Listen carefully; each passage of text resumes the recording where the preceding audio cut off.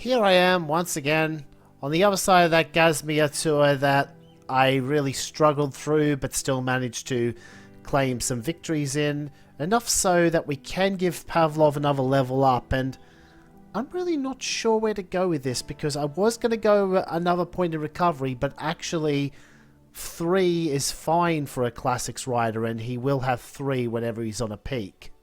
It makes for a tough decision then because any of these other 4 could be useful in certain situations, but we are going to get additional energy with the Tech and Cobble boost to level 2. And given the remaining races that Pavlov has to win, I think we do want staying power, which means attack should be what we take on this level. Because assuming we can win the Sky Race, we only need the Desert Sprint and the Steinweg Classic, and they are often 500 nodes apiece.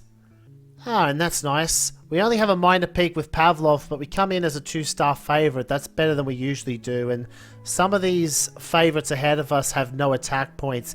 Gerhard Horn probably won't do much. Larry Sanders is the only one I'm really scared about. This is a 6-man breakaway too. Cannot take it for granted that we are going to catch them by the end of the stage. Got to keep the pace up even in the downhill sections. But just as I said that, it started splitting up and they're done. There's Larry Sanders moving up now, and he's a little bit better off than us. This hasn't been hard enough up the climbs to sap a lot of attack points, so we may have to go long range. There is a way out for us if we want to take it, but I don't think it's time yet. We still have a couple of flat moves to go before we get into this hill, and I'm satisfied with the pace that this is going right now. And I suspect we all would have reconverged at the foot of this climb anyway, because I would have needed a big head start into this mountain to justify not landing on a 14. Peloton couldn't go with us on that last move. This still feels like a peloton though. 22 riders. Campbell's not going to make it. Neither is Rouse. It's all going to come down to Pavlov, who can barely hang on. Holy. Or maybe not, because they've all moved short. They've gone to the 3s. But if we go to the 2, we'll be a lot closer to the finish line. I reckon we can win this on fractional time. Oh, someone did make it. I think that was because I chose to join the relay itself, not remembering that that means everyone else in the relay gets a catch-up move if they could still catch it. Whereas if I'd stayed in P1, I would have won this. But I think we do still win because I don't think he actually has enough strength to pass us. Our extra attack is going to come into play after all, because Sanders is down to 5, so he can only do the same move as us. -6 means that any slipstream he would have gotten is nullified, and he's coming in behind us. Another 1,350 points, and Pavlov's going to make decent progress towards level 11 even. It might be another season yet before he can get that level, which would really help him for the Desert Sprint and Steinweg Classic. Cedric Rouse now has a level up. Could go one of 2 ways here. We could make a pure sprinter, or we could make more of a Peter Sagan type, where we possibly even take Mountain at level 11, just to get a +1 across the board while still having that +2 sprint. So that is what I'm going to do with Rouse, and we can always decide if we don't want a mountain type sprinter to go all in on the sprint train anyway, and that would give him +2 flat at level 11. Oh, okay. I think we should put Galliard on the short list. That's first time all season that we've had something decent come up. So we're going to get into our last race of the season soon, but first, who takes the Higgenberg round? Orbur. With only 1 in Cobble and nothing in Mountain? What kind of weird race was that? In theory, Herman is as good of a tour rider as any, but with so many time trial kilometers in the routes, anything could happen really. One of these guys that's a favourite for the prologue could end up getting so far ahead that we can't catch him. Speaking of, there's no real strategy to this prologue. Maybe Ward will be able to do something here, but I see no reason not to go maximum with everyone because the finish line is just there on the second turn and we should recover all of our energy and attack. Our winner today is going to be Gurkhanov, and Ward, for all of his efforts in the Gazmia, couldn't come close to winning this one. Didn't really make note of it as we were heading in, but bit of a small field in this one, only 8 teams. The split between the Hegenberg round and the Arcana Tour does mean that these are major races that go relatively underattended. Oh geez, they're going all out already. I didn't think we were going to hit this technical zone until the next turn. I thought we were going to stop here. But looks like I was a little bit too late in bringing Watson up. He's still got enough attack points to make the move just fine. Oh right, because there is still some slipstream because it's only a -4 and it's in the peloton. I thought we were going to be able to attack to here, but would have been too easy if we were able to do that.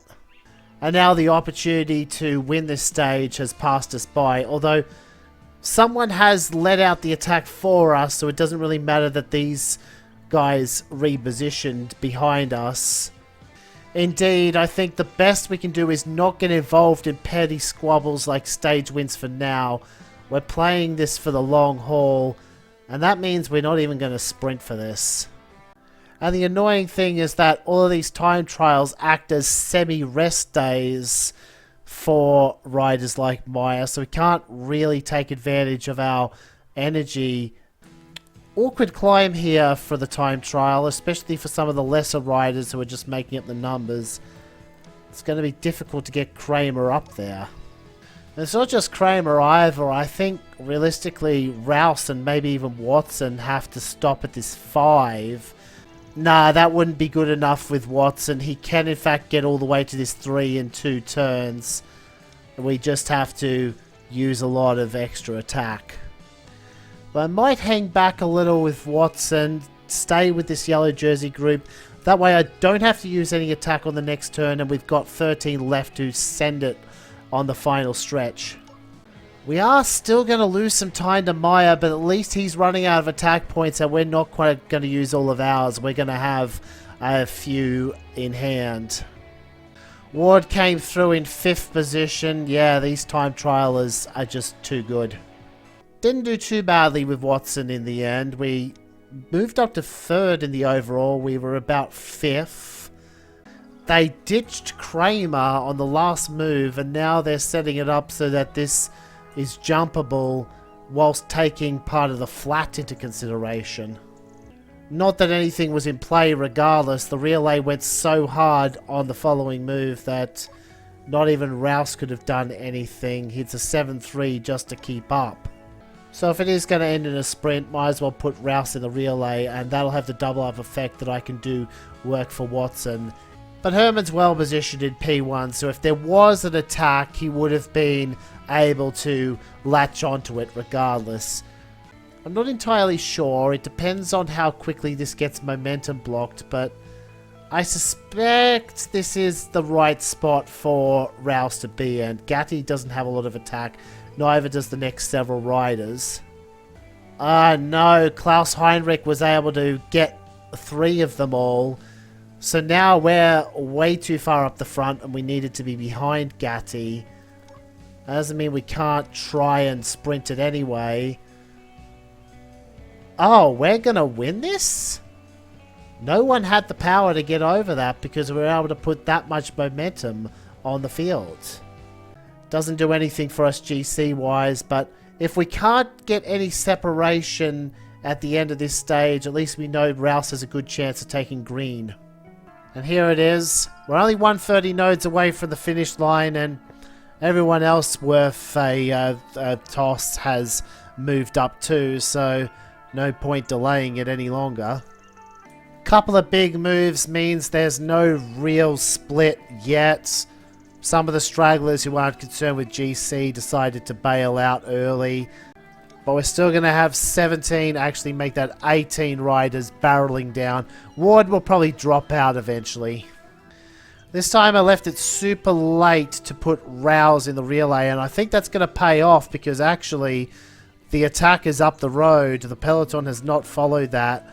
It means we're going to get more slipstream with both Rao and Watson, who are going to be able to hold on. But now that means Rao is going to have to give up his own chances of winning the stage here because no one else is willing to pull. I could have sworn at least one other team had a teammate. Yeah, Horn and Weber are teammates, and yet Weber doesn't want to pull. It's possible we could have exploited that actually and not moved to the front with Rao so soon. Horn would have had to have taken that previous pull, likely burned himself out, possibly gotten attacked over, and then we could have brought Rao to the front to do some work. But then when we pulled, it would have only been for one turn as opposed to two, so we could have saved Rao a bit. But it doesn't matter, he's recovered to full attack points anyway. And we've had this tough opening to the stage, but despite that, Watson's barely lost any energy, so you know Maya's doing just fine too. If we can't drain Maya's attack, we at least need to drain his energy, and that might be enough. But because the next stage is the team time trial, any energy advantage we still have has to be utilized on this stage and this stage only. And because I'm wary about making sure everyone hangs on in the time trial, I don't think I can use Kramer or Ward either, where we've got to save Ward especially because he's the guy who's going to set the pace. Oh, Maya's going himself, but the problem is he's still got all of his attack. It doesn't matter if he goes himself because we're going to have trouble getting over him. Still, he is the yellow jersey here, so there's no obligation for me to go and help him. He's got to continue setting the pace. And he hasn't repositioned himself back behind us anyway. I don't think he's even had the extra attack point to do so. So we're leaving him out on an island, but it does mean that our only way to gain time now is if he is so spent that he can't do the team time trial.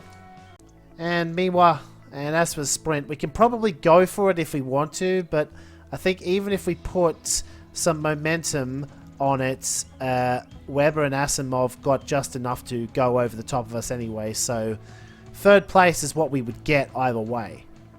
All we've got left is the mountaintop, but that comes after a full rest day, so we can't rely on having an advantage over Maya. In fact, we can't rely on it in the time trial either because his recovery ability is so good that he can just get back to the full 22 immediately.